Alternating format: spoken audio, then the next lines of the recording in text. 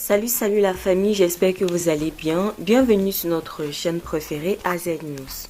Aujourd'hui on se capte avec une nouvelle information du côté de la CEDEAO. Lors du sommet de la CEDEAO à Abuja, les chefs d'État ont confirmé la décision de mettre fin à l'adhésion du Mali, du Burkina Faso et du Niger à l'organisation ouest-africaine.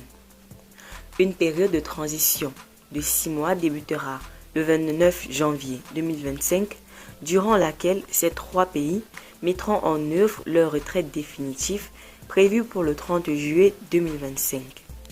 Cette décision marque un tournant dans les relations entre ces pays sahéliens et l'institution régionale. Le président de la commission de la CEDEAO, Omar Alieu Touré, a été mandaté pour superviser ce processus de sortie.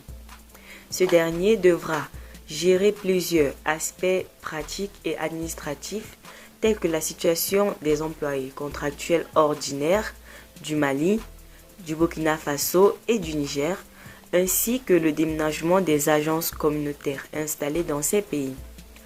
Le défi sera de maintenir l'intégrité de l'organisation tout en facilitant une transition sans heurts pour les employés et les structures affectées. La rupture entre ces trois pays et la CEDEAO intervient dans un contexte politique tendu. Depuis 2022, les trois pays, dirigés par les juntes militaires, ont progressivement rompu avec l'ordre démocratique et institutionnel défendu par l'organisation régionale.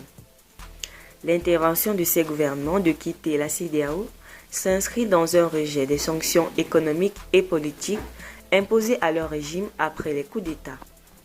Cette décision ne fait que formaliser un écart qui s'est déjà matérialisé par une sortie d'action hostile vers l'organisation.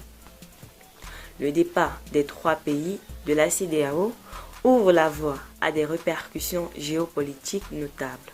La CEDEAO devra réajuster sa stratégie de sécurité et de coopération régionale, notamment en matière de lutte contre le terrorisme et de gestion des crises humanitaires dans le Sahel. Du côté du Mali, le Burkina Faso et le Niger devront repenser leurs relations avec d'autres partenaires, en particulier avec la Russie, qui a gagné en influence dans la région, ainsi qu'avec la Chine et d'autres acteurs internationaux.